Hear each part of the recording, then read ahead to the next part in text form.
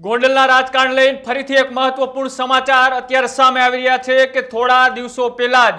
ગણેશ ગોંડલે જેલમાંથી ચૂંટણી લડી અને ગોંડલની નાગરિક સહકારી બેંકના વાઇસ ચેરમેન પદે ચૂંટાયા હતા અને આજે અચાનક તેમને પોતાના પદ ઉપરથી રાજીનામું આપી દીધું છે અને સાથે સાથે જ આ બેંકના ચેરમેન અને વાઇસ ચેરમેન પદેથી જે નેતાઓ હતા એ તમામે અત્યારે જ્યારે અશોક પીપળિયાનો 5 વર્ષનો કાર્યકાળ પૂર્ણ થતા એક બેઠક મળી હતી અને આ બેઠક બાદ એક નિર્ણય લેવામાં આવ્યો અને અત્યારે ગોંડલની આ નાગરિક સહકારી બેંકના રાજકારણમાં મોટી ઉથલપાથલ જોવા મળી રહી છે। ગોંડલ નાગરિક સહકારી બેંકમાં મોટી ઉથલપાથલના સમાચાર અત્યારે ગોંડલથી સામે આવી રહ્યા છે કે માત્ર 6 મહિના પહેલા જ જેલમાંથી ચૂંટણી લડી અને ગોંડલના રાજકારણની અંદર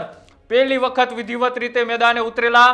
ગણેશ ગોંડલે અચાનક 6 મહિનાના કાર્યકાળની અંદર રાજીનામું આપી દીધું છે અને સાથે સાથે તેમના બેંકના જે ચેરમેન હતા અશોક પીપળિયા તેમનો કાર્યકાળ પૂર્ણ થયો હતો અને કાર્યકાળ પૂર્ણ થવાની સાથે જ આ બેંકના ડિરેક્ટરોની એક બેઠક મળી હતી અને બેઠકની અંદર એક મોટો નિર્ણય લેવામાં આવ્યો છે અને નિર્ણય એ છે કે 6 મહિના પહેલા જ વાઇસ ચેરમેન પદે જેમની નિમણૂક કરવામાં આવી હતી એવા ગણેશ ગોંડલની પણ આ પદેથી અચાનક રાજીનામું આપવું એ ગોંડલના રાજકારણમાં ફરીથી એક ઉથલપાથલના સમાચાર સામે આવ્યા છે। તો સાથે વાત કરવામાં આવે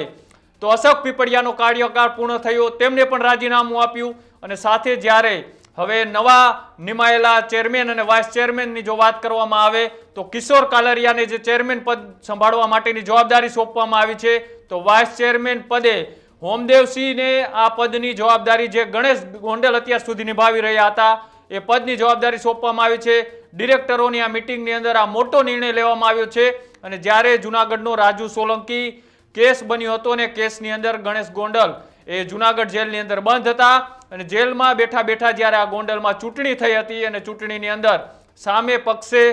પણ એટલા જ સભ્યો મેદાને ઉતર્યા હતા, કોંગ્રેસની પેનલ પણ હતી અને તેમની સામે તેમનો ભવ્ય વિજય થયો હતો અને વિજય બાદ માત્ર 6 મહિનાના કાર્યકાળની અંદર જ્યારે અત્યારે રાજીનામું આપ્યું, રાજીનામા બાદ અત્યારે કાર્યકર્તા હોય, ભારતીય જનતા પાર્ટીના નેતાઓ હોય એ સમગ્ર લોકો અત્યારે બેંકને પહોંચ્યા હતા અને બાદમાં ઉજવણી પણ કરી હતી અને ઉજવણી બાદ જ્યારે અશોક પીપળિયાએ જાહેરાત કરી અને પોતાના 5 વર્ષના કાર્યકાળ બાદ અચાનક આ નિર્ણય એ મોટો નિર્ણય અને ગોંડલના રાજકારણને લઈને આ મોટા સમાચાર કહી શકાય। પણ જ્યારે તમે દ્રશ્યો જોઈ શકો છો ટીવી સ્ક્રીન ઉપર કે આજે ઉજવણીના દ્રશ્યો છે અને ઉજવણીના દ્રશ્યોની સાથે સાથે જે નવા નિમાયેલા હોમદેવસિંહ જાડેજા હોય કે પછી કિશોર કાલરિયા હોય તમને તમામ અત્યારે ટીવી સ્ક્રીન ઉપર દેખાઈ રહ્યા છે। આ બંનેની નિમણૂક કરવામાં આવી છે ચેરમેન અને વાઇસ ચેરમેન પદે અને ત્યાંથી શું વાત કરવામાં આવી આવો તે પણ સાંભળીએ। આજે ગોંડલ નાગરિક સહકારી બેંકનું જનરલ બોર્ડ હોય જેમાં દરેક ડિરેક્ટરો દ્વારા સર્વાનુમતે ચેરમેન તરીકે કિશોરભાઈ કાલરિયા તેમજ વાઇસ ચેરમેન તરીકે મારી નિમણૂક કરી છે ત્યારે હું ચોક્કસ એટલું કહીશ મિત્રો, ત્યાગની રાજનીતિ છે। અમારા ચેરમેન અશોકભાઈ પીપળિયા અને વાઇસ ચેરમેન ભાઈ શ્રી ગણેશભાઈ આ બંને પદનો ત્યાગ કરી અને એક દરેક માણસને, નાના કાર્યકર્તાને તક મળે એ માટે આજે ચેરમેન અને વાઇસ ચેરમેનની અમારી બંનેની નિમણૂક કરી છે। આ નિમણૂકે હું ધારાસભ્ય શ્રી ગીતાબા, માજી ધારાસભ્ય શ્રી જયરાજસિંહ, આ સૌનો ભારતીય જનતા પાર્ટી તેમજ એના કાર્યકર્તા અમારા ડિરેક્ટરો આ સૌનો અમે હૃદયપૂર્વક આભાર માનીએ છીએ। અશોકભાઈ પીપળિયા અને ગણેશભાઈ અને બાઉભાઈ આ ત્રણેયની ટીમમાં ખૂબ સારો વિકાસ થયો છે। અમારા બેના ભાગમાં તો ખાલી વિકાસને ખાલી ટકાવી રાખવાનું આવ્યું છે, બાકી ખૂબ સારો કામગીરી કરી છે અને ખૂબ બેંક વિકાસ કર્યો છે। એના માટે આપણા માજી ધારાસભ્ય શ્રી જયરાજસિંહ, ધારાસભ્ય શ્રી ગીતાબા તેમજ અમારે અશોકભાઈ પીપળિયા સૌ આગેવાનો ને સાથે રાખી અને બેંકનો કઈ રીતે વિકાસ થાય અને બેંક કેવી રીતે પ્રગતિ કરે આના માટે હંમેશા અમે ત્રણેય હોદ્દેદારો અને દરેક ડિરેક્ટરો જજુમશું અને એના માટે કાર્યરત રહેશું। એ તો અત્યારે કઈ જ્યારે જરૂરિયાત હોય ત્યારે એની જાહેરાતો આવતી હોય છે અને અત્યારે તો કઈ છે નહીં એવું।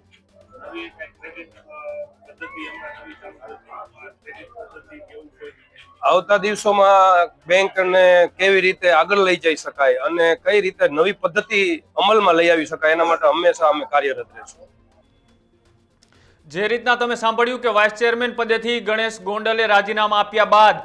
નવા નિમાયેલા હોમદેવસિંહ જાડેજાએ નિવેદન આપ્યું અને નિવેદન આપતા એ પણ કહ્યું કે બીજા લોકોને તક મળી શકે, બીજા કાર્યકર્તાઓ આગળ વધી શકે તેના માટે મેં મારા પદ ઉપરથી રાજીનામું આપ્યું છે. હજી ગણેશ ગોંડલે કોઈ ઓફિશિયલ સ્ટેટમેન્ટ નથી આપ્યું, પણ જ્યારે વાઇસ ચેરમેન પદે ચૂંટાયેલા હોમદેવસિંહ જાડેજાએ કહ્યું કે ગોંડલની અંદર વિકાસ થાય, ગોંડલના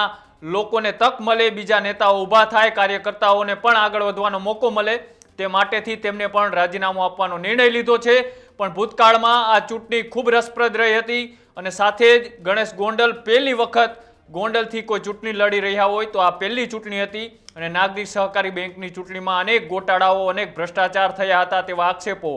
ગોંડલમાં જ્યારે ધારાસભ્યની ચૂંટણી લડ્યા હતા યતીશ દેસાઈ તેમને લગાડ્યા હતા, તેમની પેનલ પણ અહીંયા સામે મેદાને ઉતરી હતી ને એક બાજુ ગણેશ ગોંડલ જૂનાગઢની જેલમાંથી ચૂંટણી લડી રહ્યા હતા અને તેમનો ભવ્ય વિજય થયો હતો. પણ અચાનક આજે હજી માત્ર 6 મહિનાના સમયગાળાની અંદર તેમનું રાજીનામું આપી દેવું અને 5 વર્ષનો કાર્યકાળ પૂર્ણ કરી અશોક પીપળિયાની જગ્યાએ બીજા વ્યક્તિની નિમણૂક કરવી, ગોંડલની રાજનીતિમાં મોટા ફેરફારો અત્યારે દેખાઈ રહ્યા છે. ગોંડલ એક બાજુ ચર્ચામાં છે, વિવાદોમાં છે અને તેની વચ્ચે અચાનક આ મોટી ઉથલપાથલ થવી એ ખૂબ સૂચક માનવામાં આવે છે. અને આ માહિતીને લઈ અત્યારે ગોંડલનું રાજકારણ ગરમાયું છે અને ગોંડલમાં નવા વડાયેલા આ નાગરિક સહકારી બેંકના ડિરેક્ટરો અને સાથે સાથે જ ત્યાંની મિટિંગ મળી હતી અને મિટિંગની અંદર આ ખૂબ મોટો નિર્ણય લેવામાં આવ્યો છે. કેમ કે ગણેશ ગોંડલ એ અનેક વખત ચર્ચામાં રહેતા હોય છે અને ચર્ચા બાદ રાજકારણમાં પહેલી વખત આ જ બેંકથી તેમની એન્ટ્રી થઈ હતી. પણ આ એન્ટ્રી થવાની સાથે માત્ર 6 મહિનાના કાર્યકાળમાં તેમને કેમ રાજીનામું આપી દીધું